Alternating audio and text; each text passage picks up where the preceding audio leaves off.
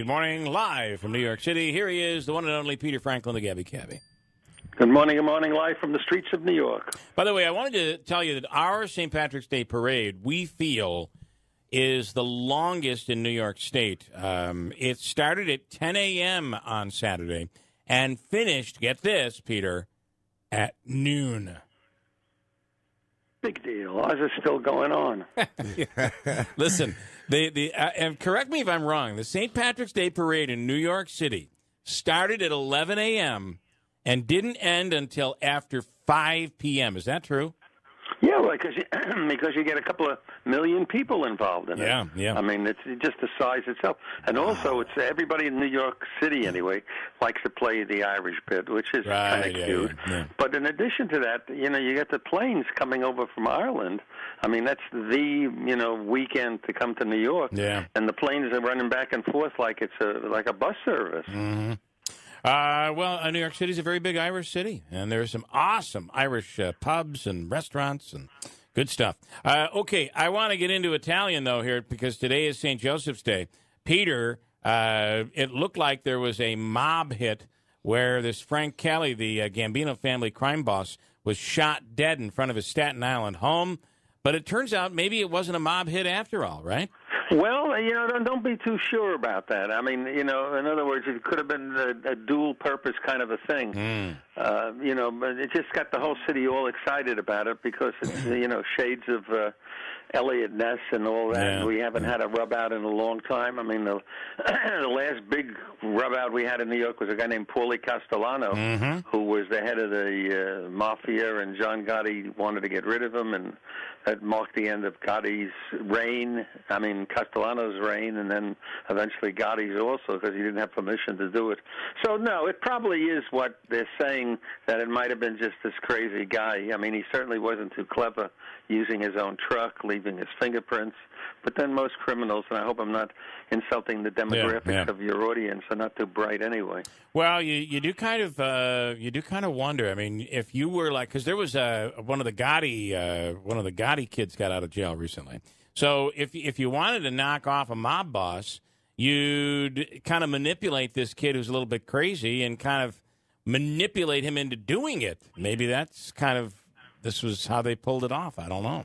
Well, the best part of the whole thing for me was that CNN was interviewing a local resident on Staten Island. They asked them, what happened. And the resident responded, well, we got a lot of Italians here. Yeah. And I thought to myself, wow, in this days of correct speech and what have you, I really was amazed that they ran that little bit. But I guess the guy who was doing the interview was a Protestant from Washington, D.C. something. I wanted to ask you about what was your take on this college entrance scam that started in Boston and went out throughout the entire country? Do you know that the FBI agent in charge of the Boston office, the one who held the press conference, was the only person in the United States who didn't know that the college entrance business was corrupt? You're probably right, because everybody else in the world knows it, especially if you have kids, right? I mean, if you got a kid, you've gone through it. You see, I mean, at the very least, the kids get their hearts broken because the pressure is on them. The parents have the pressure on them. The parents are nervous wreck because how are you going to pay for it?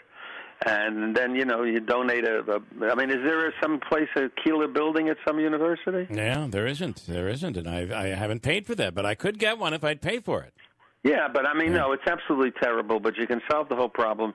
Put a couple of the university presidents in the slammer for a while, and that would help, I think. The killings in Christchurch, New Zealand, a big Muslim population in New York City. How did that population and the people of New York react?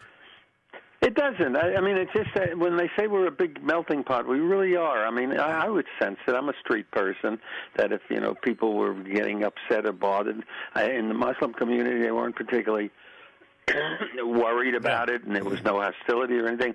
I was surprised about it because I've given tours to people from New Zealand, and I always wondered, gee, what a trip to New York. Yeah. It's like half your life to get here. You really want to see New York and me. is becoming. And they're just kind of like very nice people. They really are. Yeah. I mean, so this guy was from Australia anyway, so maybe that gets the New Zealanders off the hook. Speaking of coming to New York, one last one I'll throw in here. That opening in 2020, I believe, isn't there a new observation deck that you're going to be able to see a good part of New York City from this deck? Yeah, it's going to probably be the tallest outdoor observation deck in the world, and I have a picture of it, or at least an artist's rendering of it on my website, Gabby.com, and it's enough to make your palms sweat. A little wheezy, can you imagine standing on that thing? They'll probably tie a string to the wall of the building, but it's going to be a big tourist attraction, a very big tourist attraction. Well, I worry about one big gust of wind, and you're way up there. They hand out parachutes or something. I mean, it's pretty high. Just wear a parachute. Get the Cabby parachute. Right, maybe that's a side business. I'll get it.